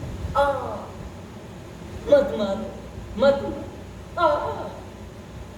अब चिल्लाने लगा बुरी तरह से, 100 डंडे पड़ गए इस पर, और जैसे उसकी आँख खुली बहुत चिल्ला करके उठा, पसीना पसीना, हट्टा कट्टा व्यक्ति, पसीने में तर, पूरा बिस्तरा पसीने से चपाचप गीला, और जैसे उसकी आँख खुली, उसकी माँ लेटी तो माँ से बोली, भले माँ बचाओ बचाओ बचाओ, बोली लाइट चले, क्या हुआ, हाँ बचा बचा बचा। तो क्या होगा? बोले पुलिस। पुलिस कहाँ है? गद्दे पे लेटा हो, कहाँ पुलिस है? मेरा बच्चा अरे गंगा जल लाओ, गायत्री मंत्र पढ़ा थोड़ा, बोले भूत प्रेत हो। तो गायत्री जाप किया गया, थोड़ा धूनी लगाई, भूगा लोबान जलाया, सब चीज़ें कुछ ऐसा गंगा जल छिड़के। बोले कुछ नहीं है, क्या हो गया? उसने पूरी आप बेटी बताई। अब वो तो स्वप्न को समझ ना सका। कोई साधु संत थे पहुँचे हुए, उनको बताया, बोले चिंता मत करो। पहली बात तो स्वप्न पर हमें विचार नहीं करना है। जो भक्त है, जो सामान्य व्यक्ति वो कर सकता है, सामान्य व्यक्ति को तो सब कुछ होगा। भक्त तो भगवान कहे मन मना भव मद भक्तो, बधाइए मन मना भव मद भक्तो, मेरा भक्त बन। क्या बता रहे हैं यहाँ पर? मेरा भक्त बन, कुछ और नहीं बनना, भक्त बनना है। वो भी हायर लेवल का, लोअर लेवल नहीं, मीडियम लेवल नहीं, हायर लेवल का। तो बोले क्या हुआ? बोले पुलिस ने मुझे पकड़ लिया था, 100 दिन के लिए बंद कर लिया था, और मुझे हर दिन 100 डंडे मारे। ये 100वां दिन था, और 100वें दिन के 100 डंडे पर मेरी आँख खुल गई, क्योंकि उस समय मेरी हड्डी टूट गई थी, मेरी हड्डी। तो साधु ने बताया, संत ने बताया कि इसकी जो ये कष्ट था कोई भविष्य में आने वाला, ये स्वप्न अवस्था में भोग चुका। व्यक्ति ये विधि हो गई। दूसरे हाँ हाँ हाँ, स्वप्न का बिल्कुल प्रभु। स्वप्न में जब कोई कष्ट भोगता है तो चिल्लाता है, रोता है, बिलबिलाता है, तड़पता है, फड़फड़ाता है, किल्ली निकल जाती है, किल्ली निकल जाती है। पूरा ऐसा एहसास होता है जैसे पूरा फील होता है कि हाँ भाई हम भोग रहे हैं। तो क्या होगा पहली अवस्था में? दूसरी अवस्था में क्या होता है? हो सकता है कि परमात्मा आपकी भक्ति को देखते हुए उस कष्ट को आधा कर दे। 100 की बजाय 50 दिन, इसकी कितनी बजाय? हाँ, 100 की बजाय 50 दिन का कष्ट। 100 दिन की बजाय 50 दिन का कष्ट हो गया, 100 डंडे की बजाय 50 दिन का। सच में ही आप जाओगे, वो व्यक्ति जेल में जाएगा, लेकिन 100 दिन के लिए नहीं जाएगा, 50 दिन के लिए जाएगा, और 50 डंडे खाएगा हर दिन। तो स्पष्ट है? तो ये हो गया, यानी कि आधा कर सकते हैं। इसके बाद में क्या होता है? हो सकता है भगवान उसको पूरा क्षमा कर दें। क्या कर दें? क्षमा कर दें। बोले क्षमा, चलो माफ़ कर दिया, कोई दिक्कत नहीं। स्वप्न की अवस्था में हो गया, आधा हो गया, क्षमा हो गया। चौथा प्रकार कौन सा है? कि भगवान उसको क्या कर सकते हैं? पोस्टपोन कर देते हैं, कैरी फॉरवर्ड। जैसे उस महाराज की सूली की सजा 120 साल बाद वो लटका दिया गया, वो एग्जाम्पल इससे संबंधित होगा ना। यानी क्या करते हैं? Postpone, postpone.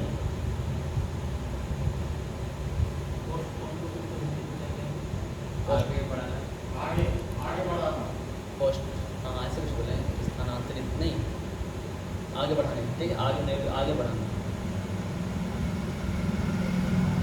पंडित जी हम क्षमा चाहते हैं, हम संस्कृत नहीं पढ़े, ऐसा सौभाग्य हमारा नहीं था कि गुरुकुल में हम पढ़ते, है ना। ऐसा सौभाग्य नहीं था कि हम गुरुकुल में पढ़ते, तो सौभाग्य हमारा ऐसा नहीं था कि हम गुरुकुल में पढ़े होते, हम सामान्य बोर्ड से पढ़े हुए हैं, है ना। हम डाल दिया, हमने अपने डाल दिया, मतलब मेरा बेटा भी छोटा है। अच्छा, हमने डाल दिया, हमने बोला कि हमें अपने बच्चों को ये तो पढ़ाना ही नहीं है, ये पढ़ाएंगे तो गुरुकुल में पढ़ाएंगे या फिर अपने गुरु। अब तो हम अपनी गुरु कैल चल रही है हमारी, है ना। तो यहाँ पर कहीं पता करेंगे, अभी किराए पर चलाएंगे, पहले गुरुकुल, फिर कहीं अपनी भूमि होगी तो ले लेंगे। तो यहाँ पर 4 प्रकार के मैंने बताया। स्वप्न अवस्था में भगवान अपने हमारे कष्टों को भुगतवाते हैं, आधा कर माफ कर देते हैं, क्षमा कर देते हैं, पोस्टपोन कर देते हैं। 5 कौन सा प्रकार है? समाप्त हो गया, क्षमा हो गया, पोस्टपोन हो गया, स्वप्न अवस्था में हो गया, और आधा हो गया। अब क्या बचा? कोई नहीं बचा। 4 हो गए। तो 4 प्रकार से भगवान क्या बोलते हैं, हमें इसको भुगतवा देते हैं, दहा कर देते हैं, ठीक है ना। तो अब हमें जब परमात्मा की भक्ति करते हैं तो इस प्रकार से हमें ध्यान रखना चाहिए कि परमात्मा कृपा करते हैं, कहाँ किस कौन पर कृपा कर रही है, हमें ध्यान देना पड़ेगा। हम क्या सोचते हैं कि भगवान, अच्छा यहाँ पर एक चीज़ और है, जो हम मांग रहे होते हैं, ये भी आएगा आगे, ये जो हम मांग रहे होते हैं वो हमें नहीं मिलता, ये हो गया। अच्छा, अब एक मैंने लिखा था, कौन सा? भगवान है तो निर्धन क्यों है? भगवान है तो, ये आप सबसे पूछा जाता होगा, है ना। अरे भगवान है तो अरे मूर्ति है भगवान, ये रे तो गरीब क्यों है, बैठे क्यों हैं ऐसे, क्यों नहीं दिए? लक्ष्मी जी हैं, है ना। सनातन हिंदू धर्म में लक्ष्मी जी हैं और रोड में भिखारी बैठे हुए हैं, तो लक्ष्मी जी धन क्यों नहीं बरसाती? माँ लक्ष्मी जी का चित्र ये लग रहा है, है ना। सोने के इतने बड़े कलश हैं, थोड़ा फेंक दो डब्बा, उधर को लुटा दो, सबका भला हो जाए। हाँ फेंक देंगी, वो तैयार है फेंकने के लिए, क्या आप लेने के लिए तैयार हो? बोले नहीं। आप समझ रहे हैं, जिनका ये कुतर्क होता है कि भगवान है तो निर्धनता क्यों है, गरीबी क्यों है, वो गरीबी क्यों नहीं मिटा देते?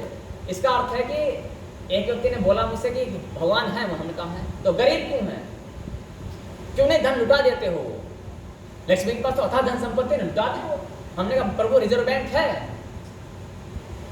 स्टेट बैंक ऑफ इंडिया है, HDFC है, ICICI बैंक है। बोला हाँ है, तो क्यों नहीं धन लुटा देते हो गरीबों को? वो बैंक वाले अपने बैंक के सामने बैठे हुए भिखारी को 10 रुपए भी नहीं देते हैं, देते हैं क्या? और वैसे बड़े बड़े व्यापारियों को हजारों करोड़ों का लोन दे देते हैं, चाहे भले वो लोन लेकर भाग जाए, 1 रुपया वापस न मिले, लेकिन भिखारी को 100 रुपये नहीं मिलेंगे। भिखारी के लिए जीविका देने के लिए 2-4 लाख रुपए वो बैंक वाले दे देंगे क्या? नहीं देंगे। क्यों नहीं देंगे बताओ मुझे, आप बताएं। वो उन्हें लौटा नहीं पाएगा ना, कहाँ से देगा? लौटा नहीं पाएगा, इसका उन्हें कैसे मालूम पड़ेगा बैंक वाले को? किसी कंडीशन देख, हाँ जी, कंडीशन देख के तो खैर नहीं मालूम पड़ सकता। आप मेरी कंडीशन देख कर तो नहीं पता चले मैं कौन हुआ मैं, तो डिफरेंट रीजन है, बताओ। क्योंकि आप चेहरे मोहरे को पहचान के नहीं कह सकते कि ये एक्चुअली है कौन, कैसा है। उसकी जो है ना, बैंक वाले पहले सिविल देखते हैं, उसके ताले बजा महाराज जी, ताले बजा महाराज जी, भगवान क्या देखेंगे उसको पहले रिकॉर्ड देखेंगे, है ना। यानी कि उस कैंडिडेट को पहले बैंक की क्वालिफिकेशन पूरी करनी पड़ेगी, जो रिक्वायरमेंट्स हैं, डॉक्यूमेंटेशन है वो पूरी करनी पड़ेगी, फुलफिल करनी पड़ेगी। After then he can get loan. सच है ना ये? Otherwise disqualified. चाहे कुछ भी कर लो, जब तक आपने बैंक की रिक्वायरमेंट को क्वालिफाइड नहीं किया है, आप डिस्क्वालीफाइड हो, आपको 1 रुपया भी नहीं मिलेगा। कितने बीन बजाते रहो, कुछ भी करते हो, कोई भी सोर्स लगा लो, कुछ भी नहीं होने वाला। आपने क्वालिफाइड कर दिया, आपको हजारों करोड़ों का लोन मिल जाएगा। 1 रुपये का नहीं, हजारों करोड़ों रुपए का लोन मिलता है। बोले 50,000 करोड़ का लोन मिल गया उनको, कंपनी को मिल जाता है ना, और भिखारी क्यों नहीं मिलता है? इसका अर्थ क्या है? माँ आदिशक्ति, माँ भगवती, माता लक्ष्मी, वो परमपिता परमेश्वर, वो धन संपत्ति देने के तैयार है, लेकिन क्या भक्त के अंदर उस क्वालिफिकेशन को पार करने की या पास करने की क्षमता है? नहीं।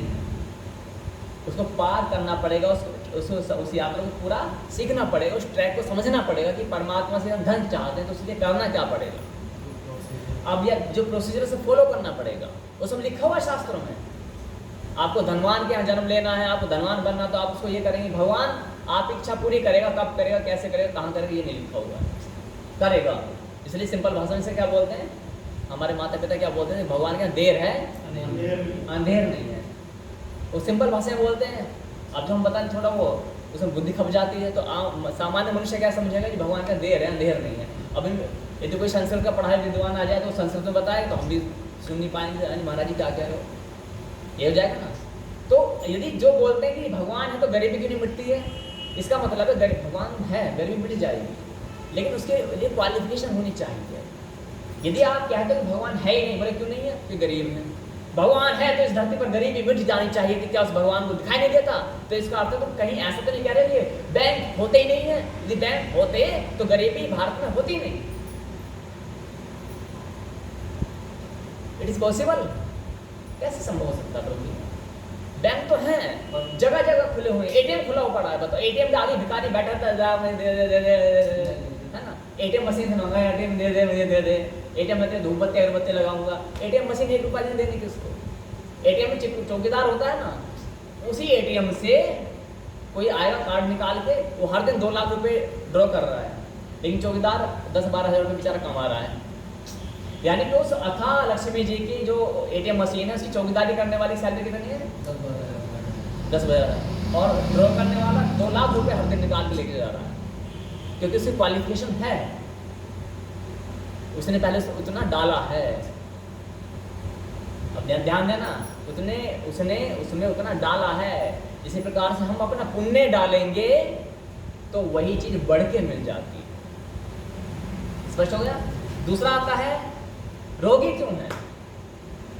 सेम आंसर है, बताओ आप में से क्या आंसर दोगे इसका? सेम आंसर है। थोड़ा बहुत चेंज है, बट एग्जाम्पल सेम है लगभग। बताओ, धन्वंतरी जी हैं, आयुर्वेद है हमारे शास्त्र में, और भगवान हैं, लेकिन फिर भी रोगी हैं।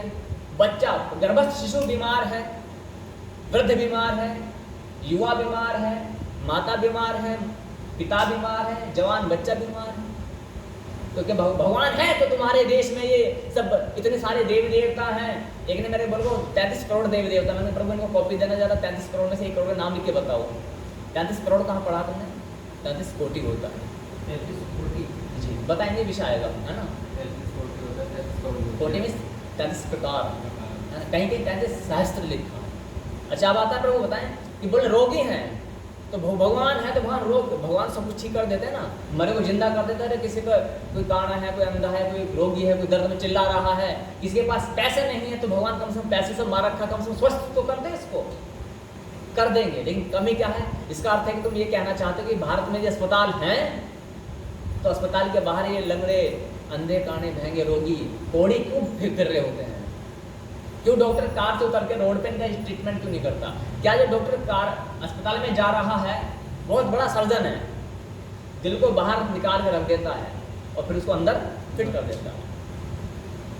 ऐसा होता ना, बाईपास सर्जरी जो होती है दिल की, वो सब चीज़ें कर देता। ब्रेन का भी सर्जन है, सोच ब्रेन खोपड़ी को सबसे डेंजर होता है इसको खोलना बहुत डेंजर होता है। ऐसे ऐसे डॉक्टर हैं, लेकिन उन्हीं की कारों के सामने इतने पेशेंट आते हैं, वो किसी रोगी को अपनी कार से उतर के देखते नहीं हैं। देखते हैं क्या बड़े जी? तो इसका अर्थ क्या है कि उन्हें देखना चाहिए, नहीं देखेंगे। वो क्यों नहीं देखेंगे? उस पेशेंट का, उस रोगी का, उस बीमार व्यक्ति का कर्तव्य है कि वो उसकी रिक्वायरमेंट को फुलफिल करे। और उसकी रिक्वायरमेंट क्या है? ट्रीटमेंट लेने की। पहले अस्पताल में जाए, कार्ड बनवाए, खाता बनवाए, फिर जो लाइन में लगे उस टाइम पर वहाँ पर आए, डॉक्टर से अपॉइंटमेंट लेकर के मिलेगा, उसका ट्रीटमेंट हो जाएगा। सरकारी अस्पताल में जाने के लिए भी सरकारी डॉक्टर भी रोड पर नहीं घूमते हैं, वो आला लेकर के, अरे भाई बीमार हो, अच्छा बीमार हो तुम्हें ठीक कर दो। ऐसा होता है क्या हमारा जी? तो तुम ये कहना चाहते हो कि भारत में डॉक्टर है ही नहीं क्या? वो तो बल्कि और टाइम लगाते हैं, और टाइम लगाते हैं। इसका अर्थ अगर तुम ये कहना चाहते भगवान है तो रोगी क्यों है, तो ये अस्पताल एम्स खोल 14-15 एम्स खुल चुके हैं देश में, पता नहीं इससे ज़्यादा खुल चुके हैं। तो इसका अर्थ है इस भारत में कोई डॉक्टर नाम की चीज़ है ही नहीं। क्यों नहीं है? बोले कि रोगी घूम रहे हैं। अब हमने कहा नहीं डॉक्टर अस्पताल तो है, बड़े बड़े एम्स है, नहीं यदि एम्स हैं तो ये रोगी क्यों घूम रहे हैं? अरे प्रभु जी, ये रोगी इसलिए घूम रहे हैं क्योंकि इनका कर्तव्य बनता है पहले क्वालिफिकेशन बढ़ाएं और क्वालिफाइड हो उसके लिए। बोले क्वालिफिकेशन क्या है? अस्पताल में जाना पड़ेगा, कार्ड बनवाना पड़ेगा, क्यूए में लगवाना, लाइन में लगना पड़ेगा, उसके बाद में वहाँ पर पर्ची कटवानी पड़ेगी, दवाई लेनी पड़ेगी और उसको फॉलो करना पड़ेगा, तब जा करके स्वस्थ हो पाएंगे। तो भगवान के माध्यम से जब हम स्वस्थ होना चाहते हैं तो उसके लिए भी फॉलो करना पड़ेगा। अब आपने कुछ साधु संत महात्मा थोड़े कुछ सामान्य मनुष्य भी ऐसे देखे होंगे समाज में, जिन्हें जीवन भर एक गोली नहीं खाते महाराज, कहते हैं हमें कुछ हुआ ही नहीं, बचपन सब होते हैं ना, कुछ मिल जाते हैं। आज कम मिल जाते हैं, पहले जमाने में बहुत मिलते थे, पहले बड़े बुजुर्ग जी। हमने तो कभी कभी कोई गोली डॉक्टर की दुकान देखे नहीं कैसे होती, कभी दर्द तक नहीं सुना, बुखार तक नहीं आया। ऐसा बोलते दर्द होती क्या चीज़ हमें पता ही नहीं है। और ऐसा नहीं बहुत मस्कुलर बॉडी होती, सामान्य शरीर होता है हमारा तुम्हारे जैसा ही। आपने सुना होगा इन्हें कहीं तो ये महाराज हमने तो पूरा इतने हम 80 साल की आयु हो गई, हमने तो कभी गोली खा के नहीं देखी, डॉक्टर की दुकानें नहीं देखी कैसे। हाँ वो पता ही नहीं हमें क्या होता। तो इस पॉसिबल है कि नहीं है? तीसरा आता है अशिक्षित। ज्ञान की देवी सरस्वती भारत में विराजमान है और इतनी बच्चे अनपढ़ हैं। अरे मूर्खों, अस्पताल के अंदर पढ़ाने चपरासी जो होता है, पियोन का नौकरी करने वाला, वो भी अशिक्षित के समान सा ही होता है, 5 पास होता है, कौन सा शिक्षित होता है वो बेचारा। उसी वहीं पर ही क्या होता है, एक भिखारी, एक अनपढ़ गंवार कुछ मजदूरी कर रहे होते हैं, तो क्या वो शिक्षालय की कमी है? क्या वो यूनिवर्सिटी खुली पड़ी है इतनी बड़ी बड़ी, वहाँ पर कोई नालियाँ साफ कर रहा है, कोई कुछ साफ कर रहा है बेचारा, कोई अशिक्षित है, कोई अंगूठा अच्छा आता है, किसे पढ़ना ही नहीं आता है, तो क्या वो विश्वविद्यालय की कमी है क्या? This is the error of university? नहीं, ये यूनिवर्सिटी का एरर नहीं है। कोई भी कुलपति, कोई भी लेक्चरर, कोई भी प्रोफेसर अपनी गाड़ी से उतर करके अनपढ़ को पढ़ाना चालू नहीं करेगा। कर देगा क्या? मैंने क्या रोड पढ़ाना चालू किया आप लोगों को? आप मुझसे पूछते भी हो ना, मैं अधिक समय बाहर नहीं खड़ा होता हूँ, क्वेश्चन पुटअप करता आपने व्हाट्सएप पे लिख देता हूँ, है ना। जो अध्यक्ष महोदय उन्होंने कुछ क्वेश्चन पुटअप किए, मैंने पढ़ा, फिर यहाँ पर जब क्लास है, मैं क्लास में तो ज्ञान दूंगा ना, कहीं भी दे दूँ ज्ञान। हाँ, स्टूडेंट का राइट है वो कहीं भी पूछ सकता है, बट टीचर का राइट है, राइट। हालांकि जब स्टूडेंट हायर लेवल की एजुकेशन ले रहा होता है तो कहीं भी ज्ञान दिया जा सकता है। जैसे भगवान श्री कृष्ण ने अर्जुन को युद्ध के स्थान में भी ज्ञान दे दिया था जहाँ घनघोर मारकाट होने वाली, लेकिन वो हायर एजुकेशन हो जाती है, बहुत हायर, तो वहाँ पर स्टूडेंट कैसा होता है, वो भी हायर लेवल पर पहुँच जाता है। वो अपने गुरु के प्रति इतना आसक्त रहता है, गुरु ने जो कह दिया, बोले दादा को मारना है तो मारना है, छोड़ना है तो छोड़, इतना हायर लेवल का होता है। तो इसका मतलब है जो कहते हैं कि अनपढ़ क्यों है भगवान है, तो अरे तुम्हारी सरस्वती देवी होते हुए भारत में इतनी अनपढ़ता क्यों है? 5000 साल तक जब माँ सरस्वती थी तो तुम्हारे स्कूलों में जाने की जरूरत क्या है? कुछ बोलते हैं जब माँ सरस्वती हैं तो बच्चों को स्कूल में क्यों भेजते हो? सरस्वती की मूर्ति के आगे भेज दो। मूर्खों, जिस ज्ञान है सरस्वती माँ की कृपा से आ रहा है। सरस्वती की मूर्ति ऐसा नहीं कि मूर्ति है और उसमें तुम बिठाओगे, ऐसा नहीं है। माँ सरस्वती कृपा से ही विद्यालय चार दीवारी का नाम नहीं है। चार दीवारी के अंदर जो ज्ञान दिया जा रहा है उसे ज्ञान कहा जाता है। वो ज्ञान आध्यात्मिक जो है, जो 2 रोटी कमाने का ज्ञान है, ये आपका ज्ञान नहीं है। इसे ज्ञान कहा गया, शास्त्र में स्पष्ट मनाही है। क्या है? स्पष्ट मनाही है। बोले इसे ले लो या मत लो, इससे कोई लेना देना नहीं है। तो जो बोलते हैं कि जी भगवान है तो अनपढ़ क्यों है, ज्ञान क्यों नहीं देते हैं, ज्ञान की देवी ज्ञान क्यों नहीं देती है, आकर के अनपढ़ बच्चों को दे देगी, क्या वो क्वालिफाइड हैं? माँ सरस्वती ने कहा कि जब तुम 5 वर्ष की अवस्था में हो तो तुम्हें क्या करना है? गुरुकुल में जाना है। अब बोले 5 वर्ष की अवस्था में कैसे जाएगी? तो यहाँ पर प्रशासन, ये बहुत लंबा विषय, प्रशासन की गलती भी है, कुछ आप सबकी भी गलती है। मैंने अपनी गलती सुधार ली है, अब मेरी गलती नहीं है, आप सबकी। मैंने कहा ना कि हम गुरुकुल, देखो हमने अपने बच्चों को, पहले मैं संन्यास लेना चाहता था, लेकिन भगवान अच्छा किया कि मुझे गृहस्थ में पहुंचा दे, वरना आप लोग अरे महाराज जी आपके घर गृहस्थी तो कुछ है नहीं, आपको क्या पता कैसे चलता है गृहस्थी, है ना। मैंने अपने बच्चों को स्कूल में हम पढ़ाएंगे, उसको कहा है गुरुकुल में। कहाँ पढ़ाएंगे? एक बच्चा है गाजियाबाद में पढ़ रहा है, स्कूल में पढ़ रहा है, जो सामान्य स्कूल होते हैं, क्योंकि उनको पता ही कि मेरे पास होगा तो मैं स्कूल में भेजता ही नहीं। एक बेटी है हाथरस में पढ़ रही है, लेकिन इस संसार में प्रेजेंट में कोई भी ऐसा गुरुकुल नहीं है जो ऐसी शिक्षा दे सके कि आपका मोहभंग इन शिरडी साईं पब्लिक स्कूल से, सिल्क वर्ल्ड स्कूल से, या जो इस प्रकार के स्कूल हैं इनसे मोहभंग हो सके। ऐसा कोई गुरुकुल है क्या? बताओ। क्या होड़ मची है? अरे नहीं, हम भी अपने बच्चों को गुरुकुल में करवाएंगे, हम भी अपने बच्चों को गुरुकुल में करवाएंगे। तो शाश्वत के जो गुरुकुल ऐसे होंगे, निसंदेह वो ऐसे ही होंगे कि उसमें होड़ होनी चाहिए। ऐसे गुरुकुल, ऐसे स्कूल है कॉन्वेंट या इस तरह के स्कूलों का जो नशा है वो उतर जाए, ऐसे हमारे गुरुकुल हों कि आप भी लालयित हो जाओ कि नहीं हमें लाइन में लगने चाहिए उनके माता पिता कि हमें अपने बच्चे का स्कूल एडमिशन शाश्वत गुरुकुल में करवाना है, तब तो गुरुकुल साक्षर सफल हैं, अदरवाइज फेल। तो यहाँ पर भगवान है तो कहाँ है, इस विषय को हम लेंगे कल, आज नहीं लेंगे। अब तक की प्रक्रिया में कोई शंका, कोई डाउट? यहाँ पे गुरुकुल है तो अमरोहा में है, नहीं गुरुकुल तो पूरे देश में है, लेकिन उन गुरुकुल की स्थिति ऐसी है, बहुत ही दयनीय है। मदरसा गली में, हाँ वो सब गली में होता है ना, इसलिए उनकी स्थिति कैसे बहुत दयनीय स्थिति में है, बहुत भयंकर स्थिति। आपके जो लगा हुए फोटो गुरु जी का है ना, ये हमारे परम पूजनीय जगत गुरु परम गुरु श्री चमनपाल महाराज जी की चित्र है। उनकी कृपा से हम यहाँ एक अक्षर भी बोल पा रहे हैं। जो भी अच्छा है, जो आपको भली भांति लगता है, जो शास्त्र सम्मत है, वो मेरे परम गुरु का दिया हुआ ज्ञान है। और जो आपको अज्ञान लग रहा है, जो मेरी गलतियाँ लग रही हैं, वो मेरी अज्ञानता, मेरी मूर्खता है। मेरे परम गुरु ने मुझे अनंत अपार ज्ञान दिया है, लेकिन मेरी छोटी बुद्धि है ना, हट्टी हूँ, जिद्दी हूँ, है ना, इतना मैं योग्य नहीं हूँ। लेकिन जैसा भी हूँ तो गुरुदेव की कृपा से जो भी ज्ञान है वो आपको दे रहा हूँ। तभी तो मैं बोलता हूँ मेरी बातों को आप एक्सेप्ट मत करो, उसे क्रॉस वेरीफाई कर लो, 70 जगह पूछो, लेकर के जाओ इन सिद्धांतों को कि हमने ऐसा सुना है, बताओ ये सही कि गलत है। आपको लगता है गलत है, आप हमें उठाकर बाहर करो, महाराज जी आप बाहर हो जाइएगा। और ऐसे ही बाहर नहीं करना है। ये सारी चप्पलें जूते हैं ये सिर पर तब तक होनी चाहिए जब तक हमारे बाल झड़ ना जाए, लेकिन हम दोबारा से ऐसा दुस्साहस सनातन के साथ खेलने का कभी ना कर सकें। ये आपका कर्तव्य होना चाहिए। हम ये नहीं कहते हम आए हैं तो आप हमारा सम्मान करो, मान करो, उससे क्या होगा? उस करते ही है ना। लेकिन सनातन के साथ खेलने का अधिकार किसी को भी न था, ना है, न कभी होना ही चाहिए। हम इसी डंकी की चोट पर काम करते हैं, हम सेवा कर रहे हैं, हम सेवा करना आप सबके, तुम्हारे चरणों की धूल हम हैं जो खिल सके न वो फूल हम। तो आपका कर्तव्य बनता है जो भी हम बता रहे हैं उसे पर ब्रह्मांड में जो भी ज्ञानी ध्यानी हैं जो उनको भेजो, उन सिद्धांतों को उनसे फोन पर जैसे मर्जी पर्सनली मिलकर के क्रॉस वेरीफाई करो। जो लेक्चरर हैं, जो फिलोसोफर्स हैं, जो साइंटिस्ट हैं, जो वैज्ञानिक डॉक्टर इंजीनियर्स हैं, जो भी हैं, आप उनके पास भेजो कि महाराज जी कोई छोटी वाला महाराज आया हुआ ऐसे बोलता है कि भगवान है, हम तो कहते भगवान नहीं है। आप उनसे थ्योरी लो, कोई नास्तिक मिल जाए उससे बोलो महाराज ऐसा है, उसको लेकर के आप बुला कर लाओ। आपको चाहिए कि आप क्रॉस वेरीफाई करें, उत्साह में कोई काम ना करें। ओम नमः शिवाय का जाप करेंगे, ओम नमः शिवाय। आप सोमवार है ना, भगवान जी का दिन है, बढ़िया। आपने गुरु जी का जो ज्ञान आपने लिया है वो हरिद्वार में लिया जाए?